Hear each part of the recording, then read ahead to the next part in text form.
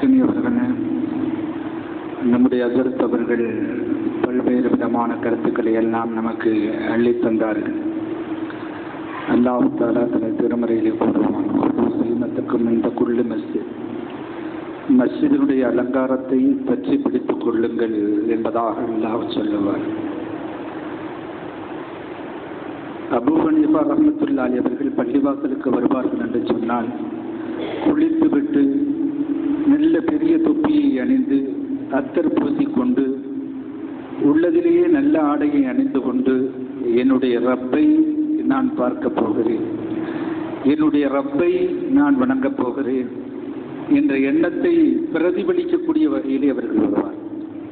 இன்றைக்கு நாம் எங்கேயாவது ஒரு கல்யாணத்துக்கு போவோம் என்று சொன்னால், ஒரு ஃபங்க்ஷனுக்கு போவோம் என்று சொன்னால், உள்ளதிலேயே நல்ல ஆடைகளை அணிந்து அத்தர் பூசி இப்படி நாம் செல்வோம்.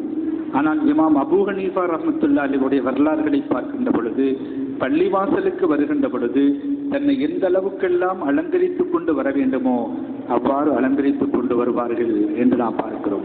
எனவே பள்ளியினுடைய அலங்காரம் என்பது நாம் நம்மளை அழகுபடுத்திக் கொள்வதுதான். தொப்பி இல்லாத ஒருவரை பார்த்தேன்னு சொன்னா ஏதோ அரக்கால் டவுசர் போட்ட மாதிரி நீ வந்தா பாருங்கண்ணா, ஒருத்தான் தொப்பி இல்லாம நிக்கிறான்னு வச்சுக்கோங்க, அவங்களுக்கும் தொப்பி உள்ள ஆள் நிக்கிற 2 பேர் நிக்கிறாங்க, நீங்க பாருங்க யார் அழகா இருக்கிறான்னு. ஏதோ அரக்கால் டவுசர்ல போட்டு நிக்கிற மாதிரி தெரியும், நீங்க வேண்டாம் அழகு நீங்களே பாருங்க. எனவே ஒரு கம்பீரம், அலங்காரம், இதுவெல்லாம் தொப்பி என்ற அடிப்படையில் தான் அபூ ஹனீஃபா ரஹ்மத்துல்லாஹி அலைஹி அவர்கள் தொப்பியோடு காட்சி தருவார். எனவே பள்ளியை நாம் எவ்வளவு அலங்காரம் என்று வருகின்ற பொழுது சுத்தமாக வைத்துக் கொள்ள வேண்டும். பெருமானார் ஸல்லல்லாஹு அலைஹி வஸல்லமுடைய காலத்துல ஒரு பெண்மணி எப்பொழுதும் பள்ளிவாசலை பெருக்கிக் கொண்டிருப்பார். அவர் திடீரென மரணித்து விடுவார். தோழர்கள் என்ன நினைப்பார்கள் என்று சொன்னால், பெருமானார் ஸல்லல்லாஹு அலைஹி வஸல்லம் அவர்கள் உறங்கியிருப்பார்கள், அவர்களை எழுப்பி இந்த ஜனாசா தொழுகையை நாம் தொழ வைப்பதை விட நாமளே தொழுது கொள்ளலாம் என்று முடிவு செய்து பெருமானார் ஸல்லல்லாஹு அலைஹி வஸல்லம் அவர்களுக்கு தொந்தரவு கொடுக்க கூடாது என்று எண்ணி இவர்களே அவற்றை தொழ வைத்து அடக்கி விடுவார்கள். அடுத்த நாள் பெருமானார் ஸல்லல்லாஹு அலைஹி வஸல்லம் அவர்கள் வருவார்கள். அந்த பெண்மணியை பார்க்கவில்லை. எங்க அந்த பெண்மணி என்பதாக கேட்பார்கள். அப்பொழுது சொல்லப்படும், அவர் இறந்து போய்விட்டார், அவரை அடக்கி விட்டோம் என்பதாக சொல்லப்படும். பெருமானார் ஸல்லல்லாஹு அலைஹி வஸல்லம் அவர்கள் சொல்லுவார்கள், அலா உஹ்பிருக்கும், நீங்கள் எனக்கு அறிவித்திருக்க கூடாது, அந்த பெண்மணியுடைய மவுத் செய்தி எனக்கு அறிவித்திருக்க கூடாதா என்று நபிகள் நாயகம் ஸல்லல்லாஹு அலைஹி வஸல்லம் அவர்கள் கேட்டதோடு மட்டுமில்லாமல் அந்த இடத்துக்கு போய் அந்த கபர்ல நின்று தொழுதார்கள் என்று சொல்லி புகாரி உள்ளிட்ட ஹதீஸ் கிரந்தங்களிலே பதிவு செய்யப்படுகிறது என்று சொன்னால், ஒருவர் பள்ளிவாசலை சுத்தப்படுத்துவார் என்று சொன்னால் அது மிகப்பெரிய பணி. அந்த பணியை சாதாரண பணி அல்ல என்ற அடிப்படையில் தான் பெருமானார் ஸல்லல்லாஹு அலைஹி வஸல்லம் அவர்கள் இந்த கபரிலே நின்று தொழுதார். இன்னைக்கு நம்ம பள்ளிவாசல்ல ஒரு சின்ன குப்பை இருக்குன்னு வச்சுக்கோங்க, மோதினார் எங்கப்பா அவரு, எங்க குப்பை எடுக்க வேண்டியதானே, இப்படித்தான் நம்ம ஒரு சிந்தனை. இந்த குப்பையை எடுத்து போட்டால் எவ்வளவு நன்மை, நமக்கு ஒரு வாய்ப்பு கிடைக்குதுன்னு சொல்லி எடுத்து போடுவதற்கு நம்முடைய மனது இடம் கொடுப்பது கிடையாது. எனவே பள்ளிவாசல்ல நான் மிகவும் கவனமாக இருக்க வேண்டும். மஸ்ஜித் நபவி இந்த இதுக்கெல்லாம் காபத்துல்லாஹ்லாம் போகும்போது ஏதாவது எனக்கு ஏதாவது சத்தத்தை ஏதாவது நம்ம இதுல இருந்து வந்துச்சுன்னு சொன்னா நான் எடுத்து பாக்கெட்ல போட்டுக்கிறேன். போட்டு போகும்போது வெளியில போட்டு போறேன். ஏன்னா நம்ம பயான் பண்றோம், நம்மளே எப்படி இருந்தா பள்ளிவாசல்ல இப்படி இருந்தா என்ற எண்ணம் வரும். எனவே அல்லாஹ்வுடைய இல்லத்துல நமக்கு எவ்வளவு பணிந்து பல பணிகளை செய்ய முடியுமோ அவற்றை செய்யக்கூடியவர்களாக இருக்க வேண்டும். நம்முடைய ஹஜ்ரத் அவர்கள் ஷாஜஹானை பற்றி, அவர்கள் தஹஜ்ஜுத் தொழுகையை பற்றி பேசினார்கள். அது மட்டுமல்ல, அந்த ஜும்மா மசூதி கட்டப்படுகின்ற பொழுது பள்ளியை எழுப்பினார்கள். இன்னும் உயரமா எழுப்புங்க, இன்னும் உயரமா எழுப்புங்க. அவங்களே ஆச்சரியப்படுறாங்க, இன்னும் உயர்த்திக்கிட்டே போக சொல்றாரு, இன்னும் உயரமா எழுப்புங்க, இன்னும் உயரமா எழுப்புங்க, இன்னும் மேடை தூக்குங்க, இப்படியே சொல்கிறார்களே என்று சொல்லி இன்னைக்கு நீங்க போய் பார்த்தா ஜும்மா படி அந்த படியெல்லாம் பார்த்தா நல்ல உயரமா இருக்கும். இந்த காலத்துல அப்படி இருக்குன்னா அந்த காலத்துல எப்படி இருந்திருக்கும்? அப்பொழுது அவர்கள் சொன்னார்களாம், நான் உட்கார்ந்திருந்தால் சிம்மாசனம் இருக்கிறது அல்லவா, அந்த சிம்மாசனமும் ஜும்மா மசூதியினுடைய செருப்பு வைக்கக்கூடிய இடமும் சமமாக இருக்க வேண்டும். எனவே என்னுடைய சிம்மாசனம் அந்த தொழுகையாளிகள் வருகிறார்களே அந்த அவர்கள் செருப்பு வைக்கக்கூடிய அளவுக்கு தான், அதைவிட மிகவும் மட்டமானதுதான். எனவே இந்த சிம்மாசனம் பெரிதல்ல, அல்லாஹ்வுடைய இல்லம் தான் பெரிது என்று சொல்லி அவர்கள் சொல்லுவார்கள். எனவே நாம் நினைக்கிறோம், ஒரு சிலர்கள் அரசர்கள் அவர்கள் வாழ்ந்தார்கள், மிகவும் ஆடம்பரமாக வாழ்ந்தார்கள், இப்படியெல்லாம் தான் நாம் பாடங்களிலே படிக்கிறோம். அவருடைய இரையச்சம் எந்த அளவுக்கு இறந்திருக்கிறது என்பதை நாம் படிப்பதிலிருந்து விலகி நிற்கிறோம். எனவே அந்த அளவுக்கு அவர்கள் இரையச்சத்தோடு அந்த ஷாஜஹான் திகழ்ந்தார் என்று சொன்னால் நாம் புரிந்து கொள்ள வேண்டும், அல்லாஹ்வுடைய இல்லம் இருக்கிறதே அதிலே நாம் ஏதாவது ஒரு வகையிலே நம்மளை ஈடுபடுத்திக் கொள்ள வேண்டும். மிகவும் கண்ணியமான இடம் இந்த அல்லாஹ்வுடைய இல்லம் என்ற அடிப்படையில் தான் ரசூலுல்லாஹி ஸல்லல்லாஹு அலைஹி வஸல்லம் அவர்கள் பச்சை வெங்காயம் பச்சை பூண்டை சாப்பிட்டு பள்ளிவாசலுக்குள்ள வராதியேன்னு சொன்னாங்க. இது மலாய்க்கத்துமார்களுக்கு வேதனை தரும்.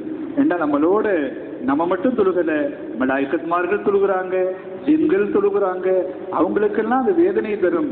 எனவே அப்படி வராதீர்கள். எனவே நம்ம லுகர் தொழுகைக்கு முன்னாடி லுகர் தொழுதுட்டு போய் நம்ம சாப்பிட்றோம் பிரியாணின்னு சொன்னா பச்சை வெங்காயத்தை எடுத்து சாப்பிட்டுக்கிற வேண்டியதான். ஆனால் சாப்பிட்டு உடனே லுகர் தொழுகைக்கு வர்றோம்னா பச்சை வெங்காயத்தை அவாய்ட் பண்றதுதான் நல்லது. எனவே அது வெந்திருந்தால் பரவாயில்லை, பச்சையாக நாம் பச்சை பூண்டை பச்சை வெங்காயத்தை சாப்பிடுகின்ற பொழுது அது வாடை வருகிறது. அந்த வாடை நம்முடைய அருகில் உள்ளவர்களுக்கு நோவினை தருகிறது என்று ரசூலுல்லாஹி ஸல்லல்லாஹு அலைஹி வஸல்லம் சொன்னாங்க. அது மாதிரி பெருமானார் ஸல்லல்லாஹு அலைஹி வஸல்லம் சொன்னாங்க, ஏதாவது ஒரு பொருள் தொலைந்தால் பள்ளிவாசல்ல அறிவிக்காதீர்கள் என்பதாக பெருமானார் ஸல்லல்லாஹு அலைஹி வஸல்லம் அவர்கள் சொன்னாங்க. அப்படி யாராவது அறிவிச்சா லா ரத்தல்லா, அவற்றை அல்லாஹு தஆலா திருப்பி தராமல் இருக்கட்டும் என்று நீங்க சொல்லுங்கன்னு சொன்னாங்க. ஏன்னு சொன்னா பள்ளிவாசலுக்கு வர்றவங்க எல்லாம் கண்ணியமானவங்க. ஏன் இதை போய் அது 20,000 ரூபாய் செல்போனா இருந்தாச்சு, செல்போனை எடுங்க, எங்க காணா, யாராவது தொலைத்திருந்தா யாராவது எடுத்தா கொடுங்க அப்படின்னு சொல்லாதீங்க. ஏன் தொழுகையாளிகள் கண்ணியமானவர்கள், எடுத்திருந்தா கொண்டாந்து கொடுத்துருவாங்க. அவங்கள திருடர்களாக ஆக்காதீர்கள். ஏதோ இது தொலைஞ்சு போச்சு அது தொலைஞ்சு போச்சுன்னா யாராவது எடுத்துக்கிட்டாங்க அப்ப பள்ளிவாசலுக்கு வர்றவங்கன்னா திருடர்களா, அப்படி பாதிக்காதீர்கள்.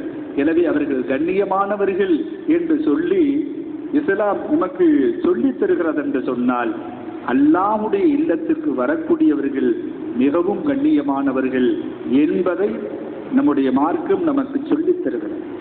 எனவேதான் கண்ணியம் என்பது அல்லாஹ்தான் நமக்கு சொல்லித் தருகிறது. நம்ம சகோதரர்லாம் சுயமரியாதை இயக்கத்துல சேர்ந்தவங்க, அவங்க ஒரு காலத்துல கட்சியெல்லாம் ரொம்ப ஈடுபட்டுக்கிட்டு இருந்தார். அவங்க எல்லாம் சொல்லுவாங்க, நாங்கெல்லாம் சுயமரியாதைக்காரர்கள் என்று சொல்லுவார். சுயமரியாதையை கற்றுக் கொடுத்த இயக்கம். அல்லாஹ் சுயமரியாதையை கற்றுத் தருகிறான் மனித சமுதாயத்திற்கு. என்னுடைய அடியார்கள் தொழுகைக்கு வருகிறார்கள் என்று சொன்னால் அலையா விருந்தாளிகளாக வரக்கூடாது. ஒவ்வொரு தொழுகையிலும் அவர்கள் அழைக்கப்பட்டு பள்ளிவாசலுக்கு வர வேண்டும் என்ற அடிப்படையில் தான் ஹய்யான சலா, தொழுகைக்கு வாருங்கள், ஹய்யானல் ஃபலா, வெற்றியின் பக்கம் வாருங்கள். எனவே எல்லாருக்குமே தொழுகையினுடைய நேரம் தெரியும், நாமளாகவே வரலாம். ஆனால் அல்லாஹ் தன்னுடைய அடியார்கள் அப்படி வருவதை விரும்பவில்லை. என்னுடைய அடியார்கள் தான், அடியார்களாக இருந்தாலும் கூட அவர்கள் அழைக்கப்பட்டு என்னுடைய இல்லத்துக்கு வர வேண்டும் என்று சொல்லி ஒவ்வொரு தொழுகையிலும் நம்மளை அல்லாஹ் அழைக்கிறான் என்று சொன்னால் அல்லாஹ் எவ்வளவு கண்ணியமாக நம்மளை நடத்தி கொண்டிருக்கிறார். எனவே அப்படிப்பட்ட அந்த கண்ணியத்தை நாம் பாதுகாக்கக்கூடிய வகையிலே நடந்து கொள்ள வேண்டும். சுஃபியானு சௌரி ஒரு இறைநேசர், பள்ளிவாசலுக்கு வரணும்னு சொன்னா உள்ளே நுழைகின்ற பொழுது அல்லாஹும் அஃப்தஹலி அபுவாப ரஹ்மத்திக் அல்லாஹும்ம ஸல்லி அலா முஹம்மத் அல்லாஹும்ம ஸல்லி அலைஹி வஸல்லம், இந்த ஸலவாத்தையும் சேர்த்து சவுதி அரேபியாவிலே மக்கா மதீனாவிலேயே சேர்த்து எல்லா பள்ளிவாசலும் எழுதி போட்டிருக்காங்க. சந்தோஷமா இருந்துச்சுப்பார். நம்மளோட ஒரு சிலர் அல்லாஹும் அஃப்தஹலி அபுவாப ரஹ்மத்திக்க மட்டும்தான் சொல்லுவாங்க. ஆனா ஸலவாத்தையும் சேர்த்து அங்கே மக்காவிலும் மதீனாவிலும் ஒரு சில பள்ளிவாசல்ல எழுதப்பட்டிருப்பதை பார்த்து, ஏன்னு சொன்னா நம் பள்ளிவாசல்ல உள்ள நுழைஞ்சாலே ரஹ்மத்து. எனவேதான் நம்ம ரஹ்மத்தை தாண்டி கேட்கறது இல்லை. பள்ளிவாசல்ல அல்லாஹும் அஃப்தஹலி அபுவாப ரஹ்மத், ரஹ்மத்துக்குன்னு வந்தாச்சு. பள்ளிவாசல்ல உள்ள நுழைகிறதே ரஹ்மத்து. அல்லாஹும் அப்தஹலி அபுவாப ரஹ்மத்தி, ரஹ்மத்தினுடைய அனைத்து வாசல்களையும் எனக்கு திறந்தவர். ரஹ்மத்தை தான் கேட்கல, ஏன் ரஹ்மத்துல தானே உள்ள நுழைய போறோம். ரஹ்மத்தினுடைய என்னென்ன வாசல் இருக்கிறதோ அத்துணையும் எனக்கு திறந்து விடு என்று சொல்லி பெருமானார் ஸல்லல்லாஹு அலைஹி வஸல்லம் மீது ஸலவாத்து சொல்லி நாம் உள்ளே நுழைய வேண்டும். ஆனால் சுஃபியானு தௌரி வழக்கமாக வலது காலை எடுத்து வைத்து இவற்றை ஓதக்கூடியவர்கள் மறந்து இடது காலை வைத்தார்கள். வைத்ததற்கு பிறகு அவர்களுக்கு ஞாபகம் வருகிறது, திரும்ப வலது காலை வைத்தவர்கள் வந்து விட்டார்கள்.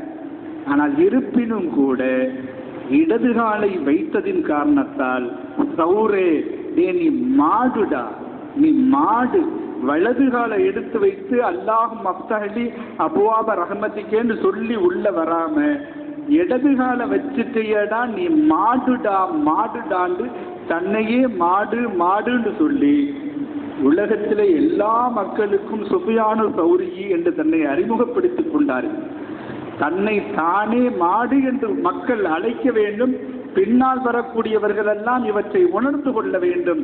காரணம், பள்ளிவாசல்ல மறந்து வலது காலுக்கு பதிலாக இடது காலை வைத்தவன் என்பதை உணர வேண்டும் என்று சொல்லி தன்னை தானே மாடு என்று சொல்லி நொந்து கொண்டார்கள் என்று சொன்னால் எந்த அளவுக்கு இறையச்சத்தோடு அவர்கள் வாழ்ந்திருக்கிறார்கள் என்பதை நாம் எண்ணி பார்க்க கடமைப்பட்டிருக்கிறோம். எனவே பெருமானார் ஸல்லல்லாஹு அலைஹி வஸல்லம் அவர்கள் அல்லாஹுடைய இல்லம் என்று வருகின்ற பொழுது அவற்றுக்கு மிகப்பெரிய கண்ணியம் கொடுத்தார்.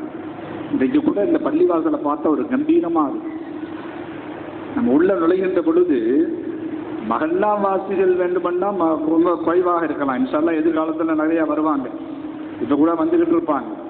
ஆனால் பள்ளிவாசலை பார்க்கின்ற பொழுது இது ஒரு கம்பீரமான ஒரு காட்சியாக இருக்கிறது. முதல்ல தமிழ்நாட்டில் சதக்கத்துல்லா அப்பா தான் இந்த உள்பள்ளி வெளிப்பள்ளி என்பதை கொண்டு வந்தார். வெளிப்பள்ளியில் இந்த சதர் சொன்னாங்கல்ல, பல்வேறு விஷயங்கள் நடக்கிறது, பல்வேறு மார்க்க சம்பந்தமான விஷயங்களை எல்லாம் பேசுவதற்கு அந்த வெளிப்பள்ளியையும், உள்பள்ளி எந்த வகையிலும் தொழுகைக்கு முற்றிலும் அதை அர்ப்பணிக்கக்கூடிய வகையில அப்படி முதலாக அந்த வரலாற்றை உருவாக்கியவர்கள் யார் என்று சொன்னால் கீழக்கரையில் அடங்கி இருக்கக்கூடிய சதக்கத்துல்லா அப்பா ரஹ்மத்துல்லாஹி அலைஹி அவர்கள். எனவே பள்ளி என்பது எப்படி இருந்தது என்று சொன்னால் பல்வேறு பணிகளுக்கு, மார்க்கத்தினுடைய பணிகளுக்கு பயன்படக்கூடியதாக இருந்தது. அவர்கள் சொன்னார்கள், நஜ்ரான் தேசத்திலிருந்து கிறிஸ்துவர்கள் வந்த பொழுது அவர்கள் ஒரு பகுதியில் தொழுது கொள்வதற்கு அனுமதித்தார்கள். உண்மையிலே நம்முடைய ரசூலுல்லாஹி ஸல்லல்லாஹு அலைஹி வஸல்லம் மற்ற மக்களோடு அப்படித்தான் ஒன்றி போனார். இவை எல்லாத்தையும் அடி புடி இன்னும் சண்டை போடுறது மாதிரி உருவாக்கிட்டான். இவனை பார்த்தா தீவிரவாதி. அதாவது சூஃபியிசம் இந்த வழிமார்கள் எல்லாம் மற்றவங்களை பள்ளிவாசலுக்கு வர வச்சாங்க. நீங்க மாதிரி பின்னாடி பார்த்தா பஜருக்கு பின்னாடிலாம் நிற்கிறாங்கல்ல, இவங்கெல்லாம் எதுக்கு வந்தாங்க? ஒரு சில நல்லோர்கள் ஓதி பார்ப்பாங்க, உடனே சௌரியமாகும். இதை பார்த்துட்டு ஓதி பார்க்கறதுக்காண்டி வந்த மற்ற கூட்டம் தான் அந்த கூட்டம்லாம். இப்ப நம்ம ஓதி பார்க்கிறோங்கிறது வேற. இப்ப நம்ம ஓதி பார்க்கறத விட அது அல்லாஹ்வுத்தால அல்லாஹ்வுடைய இல்லத்துக்கு வந்துட்டாங்க அதுக்குன்னு சொல்லி சௌரியமாக்குறான். ஆனால் ஒரு சில நல்லோர்கள் சாலிஹ்கள் ஓதி பார்த்தாங்கன்னா உடனே சௌரியமாகுச்சு. சூஃபிசத்தில் அப்படிப்பட்ட நம்பிக்கையின் காரணத்தால் தான் பல்வேறு மக்கள் பள்ளிவாசல்ல படையெடுத்து நின்றார்கள்.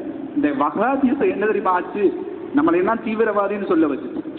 இவன் போற போக்க பார்த்து உன்னை நீங்கள் புரிந்து கொள்ளுங்கள், எவன் அடி புடி தட்டி இடிந்து இறங்குறானோ இவன் அத்தனை பேருமே மார்க்கத்தினுடைய விரோதிகள் தான். ஏன்னு சொன்னா இஸ்லாம் மற்ற மக்களோடு அனுசரித்து வாழ வேண்டும் என்று சொல்கிறதே ஒழிய சண்டை போடணும், அனுசரணம், போய் வெட்டணும் புட்டணும் சொல்லவே இல்லை. ஆனா இவனுக்கு இப்படியே பழக்கி இதனால பார்க்கலாம் யூதர்கள் இந்த சமுதாயத்தை நல்ல பயன்படுத்திக்கிறான். ஏன் உணர்ச்சியை தூண்டி விட்டா இவன் அவனோட மோதிக்கிடுவான், இந்த இயக்கம் அவனோட மோதிக்கிடுவான், இவனுக்குள்ளேயே மோதிக்கிட்டாங்கன்னு சொன்னா நம்ம வேலை நிம்மதியா இருக்கலாம் அப்படின்னு சொல்லி முஸ்லீம்களுக்குள்ளேயே மோதக்கூடிய ஒரு சூழலை இன்றைக்கு உருவாக்கி இருக்கிறார்கள் என்று சொன்னா அதற்குத்தான் நாம் எவன் தீவிரவாத போக்கிலே சென்றாலும் அவன் இஸ்லாத்துக்கு விரோதமானவன் தான், முஸ்லீம்களுக்கு விரோதமானவன் தான். இஸ்லாம் அப்படி சொல்லவில்லை. ரசூலுல்லாஹி ஸல்லல்லாஹு அலைஹி வஸல்லம் மக்காவுக்கு மதீனாவுக்கு போனதுக்கு முன்னாடியே மக்காவுக்கு படையெடுத்து வந்தாங்க. மக்காவில் வரைக்கும் பொறுமையா இருந்தாங்க. அது மாதிரி மதீனாவுக்கு போய் யூதர்களோடு ஒத்து போய் உடன்படிக்கை செய்து கொண்டு அவர்களோடு வாழ்ந்தார்கள். என்னைக்குமே மதீனாக்குள்ளேயே சண்டை போடலே. எனவே வேறு நாட்டோடு தான் ஸல்லல்லாஹு அலைஹி வஸல்லம் அவர்கள் அவர்கள் மோதல் போக்கை கடைபிடித்த பொழுது, படையெடுத்து வந்த பொழுது பெருமானார் ஸல்லல்லாஹு அலைஹி வஸல்லம் அவர்கள் தற்காப்பு யுத்தங்களை நடத்தினார்களே ஒழிய எந்த வகையிலும் பெருமானார் ஸல்லல்லாஹு அலைஹி வஸல்லம் அவர்கள் மக்களோடு அனுசரித்துத்தான் என்ன எவ்வளவு இதமான யாராவது கையை கொடுத்தா கூட பெருமானார் ஸல்லல்லாஹு அலைஹி வஸல்லம் அவங்களா எடுக்கிற வரைக்கும் இவங்க எடுக்க மாட்டாங்க. ஏன் டக்குன்னு எடுத்து அவருடைய மனசு பாதிக்கப்படும். நம்ம விரும்பி எடுத்துட்டோம்னு சொன்னா என்ன அதுக்குள்ள எடுத்துட்டாங்களே ரசூல் ஸல்லல்லாஹு அலைஹி வஸல்லம் அப்படின்னு நினைப்பாங்கிறதுக்காக வேண்டி அந்த கையை கூட அவர்கள் எடுக்கும் வரைக்கும் இவர்கள் பொறுமையாக காத்து கொண்டிருப்பார்கள் என்று சொன்னால் பெருமானார் ஸல்லல்லாஹு அலைஹி வஸல்லம் அவர்கள் அப்படிப்பட்ட அன்பை போதித்தார்கள், அறத்தை போதித்தார்கள். எனவே அப்படித்தான் வலிமார்களும் சூஃபியாக்களும் பெருமானார் ஸல்லல்லாஹு அலைஹி வஸல்லமுடைய வழியை பின்பற்றினார்கள் என்று சொன்னால் இந்த இஸ்லாத்தினுடைய விரோதிகள் தேவையில்லாத ஜிஹாத் என்ற ஒரு வார்த்தையை இவர்கள் இன்றைக்கு பயன்படுத்தி கொண்டு இன்றைக்கு அவர்களுக்குள்ளேயே மோதல் போக்கை எல்லாம் கடைபிடிக்கிறார்கள் என்று சொன்னால் மிகப்பெரிய வருத்தமாக இருக்கிறது. எனவே மிகப்பெரிய ஜிஹாத் எது என்று சொல்கின்ற பொழுது பெருமானார் ஸல்லல்லாஹு அலைஹி வஸல்லம் அவர்கள் அநியாயக்கார அரசனிடத்தில் கூட உண்மையை எடுத்துரைப்பது என்பதாக நபிகள் நாயகம் ஸல்லல்லாஹு அலைஹி வஸல்லம் சொன்னார். எனவே மற்ற மக்களோடு அனுசரித்து நாம் எல்லாம் தெரிஞ்சது மாதிரியே எல்லாம் பேசுறான். மஸ்ஜித் நபவிக்கு சமீபத்தில் உம்ராவுக்கு போனேன். அங்கே போனா கபறுகள் எல்லாம் அப்படி சமமா இல்லை. கபரு என்ன மண்ணை போட்டு இந்த பக்கமும் அந்த பக்கம் நிற்கத்தான் செய்யுது. யார் வேண்டாலும் போய் பார்க்க சொல்லுங்க, மஸ்ஜித் நபவியில் போய் பார்க்க சொல்லுங்க, கபரு சமமா இருக்கான்னு பார்க்க சொல்லுங்க. போட்டோவோட இருக்குது எல்லாம். யாரு வேண்டாம் இப்போ கூட உங்களுக்கு யாராவது உம்ரா தெரிஞ்சவங்க இருந்தால் ஃபோன் போட்டு கேட்க சொல்லுங்க. இவன் சொல்லுவான் எல்லாம் சமமாத்தான் இருக்கணும். ஏன் அப்படியே மஸ்ஜித் நபவியில் ஸல்லல்லாஹு அலைஹி வஸல்லம் மஸ்ஜித் நபவி ஏற்படுத்தினாங்களே, ஜன்னத்துல் பக்கியை பற்றி சிறப்பாக சொல்லியிருக்கிறாங்களே, அந்த ஜன்னத்துல் பக்கியே அப்படி இருக்குது, குமிச்சியாக வச்சிருக்குது. இவன் எல்லாம் தெரிஞ்சது மாதிரியே இவன் பேசுவான். அது மட்டுமல்ல, அங்கே ஒவ்வொரு கபர்லையும் ஒரு கல் வைக்கிருக்காங்க, ஒரு சின்ன கல் வச்சிருக்காங்க. இப்போ எனக்கு ஒரு எண்ணம், இது ஏன் இந்த கல்லை வச்சிருக்கிறாங்க ஏனென்று சொன்னால் கபரு நம்ம ஊர்ல இருந்து இப்படி மண் மாதிரி குமிச்சு வச்சிருக்கிறாங்க. ஆனா ஒரு சின்ன கல்லையும் ஒண்ணு வச்சிருக்கிறாங்களே, இது நம்ம ஊர் பக்கத்துல எல்லாம் இல்லையே என்ற எண்ணம் ஏற்பட்டது. அப்பொழுது அங்கே ஜன்னத்துல் பக்கி என்று சொல்லி அரபியிலும் ஆங்கிலத்திலும் ஒரு புத்தகம் வெளியிடப்படுகிறார். அது அந்த லைப்ரரியில் வைப்பதற்காக வேண்டி, வரலாற்று சின்னங்களை லைப்ரரியில் வைப்பதற்காக வேண்டி ஒரு அறிஞர் எழுதியிருக்கிறார். அதுல ஒவ்வொன்றையும் கபறுகளை எல்லாம் கொண்டு வந்திருக்கார். இந்த பக்கம் ஃபாத்திமா ரலியல்லாஹு தஆலா அடங்கப்பட்டிருக்க ரைட் சைடில் அந்த பக்கம் வணங்கப்பட்டிருக்கக்கூடிய அவருடைய கபறுகள், பெருமானார் ஸல்லல்லாஹு அலைஹி வஸல்லம் துணைவியார் அடங்கப்பட்டிருக்க இந்த கபறுகள், மற்ற யார் என்னென்ன உஸ்மான் ரலியல்லாஹு தஆலா அந்த லாஸ்ட் அடங்கப்பட்டிருப்பாங்க. அது ஒவ்வொன்றையும் ஏன் ஹலீமா சாதியா கூட ஒரு சின்ன காம்பவுண்டா என்னது இது மாதிரி நல்ல பெருங்கல்லில் ஒரு சில முக்கியமானவர்கள்லாம் அடங்கப்பட்டிருக்கிறது இருக்கும். சாதாரண கம்பெனினா கூட ஒரு சில முக்கியமானவர்களுக்கு வந்து ஒரு சின்ன காம்பவுண்டு மாதிரி இருக்கும். அந்த பெரும் கல்கள், அந்த பாறாங்கல் மாதிரி உள்ளதுல வச்சு அவங்க அடங்கப்பட்டிருப்பாங்க. எனவே அப்படி அடங்கப்பட்டிருக்கிறது அப்பாற்பட்டு இந்த சாதாரண சின்ன கபர்ல எல்லாம் ஒரு கல் வைக்கப்பட்ட பொழுது அந்த ஜன்னத்துல் பக்கி என்று சொல்லி அந்த புத்தகத்துல நாம் படித்த பொழுது அதுல ஒரு ஹதீஸ் பதிவு செய்திருக்கிறாங்க. என்ன செய்திருக்கிறாங்கன்னு சொன்னா, அப்துல்லா உஸ்மான் இப்னு மல்ஊன் ரலியல்லாஹு தஆலா அடங்கப்பட்ட பொழுது பெருமானார் ஸல்லல்லாஹு அலைஹி வஸல்லம் அவர்கள் அந்த கபர்ல ஒரு சின்ன கல்லை வச்சாங்க. இப்போ சஹாபிகள்லாம் கேட்டாங்களா, யா ரசூலல்லாஹ் என்ன இந்த கல் வைக்கிறேன்னு சொல்லி, இந்த இடத்துல வச்சா அதுக்கு முன்னாடி அடுத்தடுத்து அவங்க கபர் அடக்கிறதுக்கு வசதியா இருக்கும், அதனாலதான் ஒரு அடையாளத்துக்கு நான் வைக்கிறேன் என்று பெருமானார் ஸல்லல்லாஹு அலைஹி வஸல்லம் சொன்னதை அந்த ஜன்னத்துல் பக்கி அந்த புக்கிலேயே அவற்றை பதிவு செய்திருக்கிறார். அது அங்கேயே சவுதி அங்கே பக்கத்துல புக் ஸ்டால்லாம் விற்கிது. அப்ப இவர்கள் எல்லாமே தெரிந்தது மாதிரி எல்லாம் உள்ள சமம் சொன்னா இங்க உள்ளவெல்லாம் அப்படி சமம் சொல்லுவான்.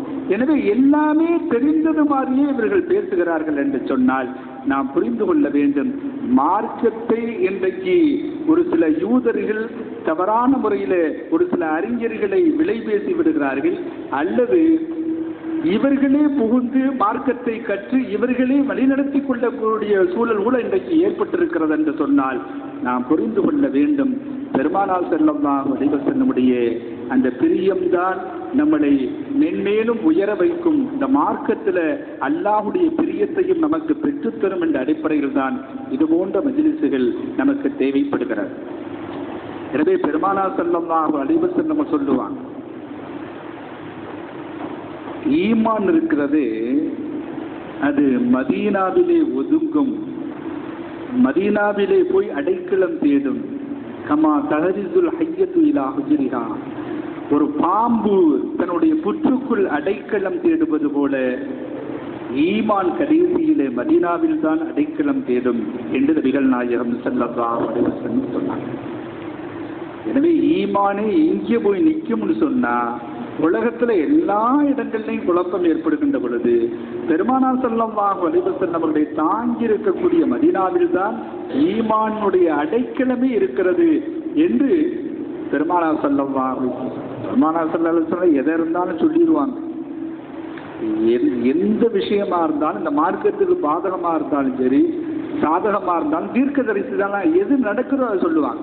ஸல்லல்லாஹு அலைஹி வஸல்லம் சொன்னாங்க, கருப்பு நிறத்தை சேர்ந்த மெல்லிய கால்கள் உடையவர்கள் காபாவை இடிப்பதை நான் பார்க்கிறேன் என்று சொல்லி ஸல்லல்லாஹு அலைஹி வஸல்லம் சொன்னது ஹதீஸ்ல பதிவு செய்யப்பட்டிருக்கிறது. அப்ப பின்னால் அது முறியடிக்கப்படும், அது வெற்றி, பின்னால் நம்முடைய முஸ்லிம்கள் அதை வெற்றி பெறுவார்கள் என்று வைத்துக் கொள்ளுங்கள். ஆனால் இருப்பினும் கூட ஸல்லல்லாஹு அலைஹி வஸல்லம் அவர்கள் எது நடக்குமோ அதை சொல்லுவாங்க.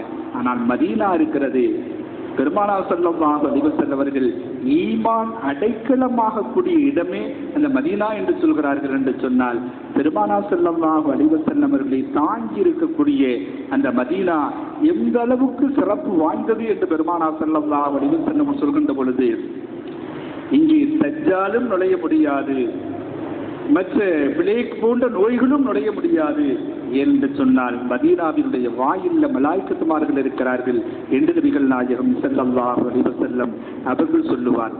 பெருமானார் ஸல்லல்லாஹு அலைஹி வஸல்லம் அவர்கள் சொல்லுவார்கள், இரும்பு உடை துருவை அகற்றுவது போல மதீனா தீயவர்களை அகற்றிவிடும் என்று பெருமானார் ஸல்லல்லாஹு அலைஹி வஸல்லம் சொல்லுவார். இதுவெல்லாம் அந்த மதீனாவுக்கு இவ்வளவு பெரிய சிறப்பு இருக்கிறது என்று சொன்னால், பெருமானார் ஸல்லல்லாஹு அலைஹி வஸல்லம் அவர்களை தாங்கி இருக்கக்கூடிய அந்த மதீனா இந்த அளவுக்கு சிறப்பு பெறுகிறது என்று சொன்னால், எனவே பெருமானார் ஸல்லல்லாஹு அலைஹி வஸல்லம் அவர்களை நேசிக்கக்கூடிய நாமும் சிறப்பு வருவோம், மேன்மை பெறுவோம் என்ற அடிப்படையில் தான் இதுபோன்ற இந்த மஜ்லிஸ்கள் நடத்தப்படுகிறது. பெருமானார் ஸல்லல்லாஹு அலைஹி வஸல்லமுடைய அந்த பிரியம் நமக்கு ஏற்படுது. புகாரி இமாம் எத்தனையோ ஆயிரக்கணக்கான ஹதீஸ்களை ரிஜெக்ட் செஞ்சாங்க, நிராகரித்தாங்க. இந்த ஹதீஸ் வேணா, அந்த ஹதீஸ் வேணா, இது கொஞ்சம் ஏதாவது ஒரு சின்ன பிசகு இருந்தா கூட அவற்றை என்ன செய்வாங்க, போட்டுருவாங்க.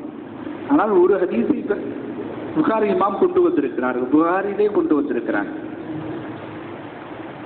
அபூ லஹபிட்ட கேட்கப்படுகிறது, உங்களுடைய நிலைமை என்ன என்பதாக கேட்கப்படுகிறது. அப்பொழுது அபூ லஹப் அவர் சொல்கிறார், என்னுடைய நிலைமை மிகவும் கஷ்டமான நிலைமைதான், இருப்பினும் கூட திங்கட்கிழமை என்னுடைய விரலிலிருந்து ஒரு திரவம் திறக்கிறது, அதிலிருந்து நான் கொஞ்சம் அருந்தி ஆறுதல் அடைகிறேன் என்பதாக சொல்கிறார். அது ஏன் சுரக்கிறது என்று சொன்னால், பெருமானார் ஸல்லல்லாஹு அலைஹி வஸல்லம் அவர்கள் பிறந்த பொழுது அப்துல்லாவும் அபூ லஹபும் சகோதரர்கள். எனவே உங்களுடைய சகோதரர் அப்துல்லாவுக்கு ஒரு ஆண் குழந்தை பிறந்திருக்கிறது என்ற செய்தியை கொண்டு வந்த அந்த ஜுவைஃபா என்ற அந்த அடிமையை நோக்கி அபூ லஹப் சொன்னார், நீ இனிமேல் விடுதலை என்பதாக சொன்னார். தன்னுடைய சகோதரருக்கு ஆண் குழந்தை பிறந்திருக்கக்கூடிய அந்த செய்தியை கேட்டதும் தன்னுடைய விரலை காட்டி நீ விடுதலை என்று சொன்னதின் காரணத்தால் அவர் இஸ்லாத்தையே தழுவல. இஸ்லாத்தை தழுவாமத்தான் அபூ லஹப்னா முஸ்லிம்களுக்கு மிகப்பெரிய விரோதி. ஆனால் அவருடைய விரலிலிருந்து ஒரு திரவம் பிறக்கிறது என்று சொன்னால், பெருமானார் ஸல்லல்லாஹு அலைஹி வஸல்லமுடைய மீலாது, பெருமானார் ஸல்லல்லாஹு அலைஹி வஸல்லமுடைய பிறந்த அந்த செய்தி அபூ லஹபுக்கு மகிழ்ச்சியாக இருந்து அந்த ஜுவைஃபா என்ற அடிமையை விடுதலை செய்ததின் காரணத்தால் அவருக்கு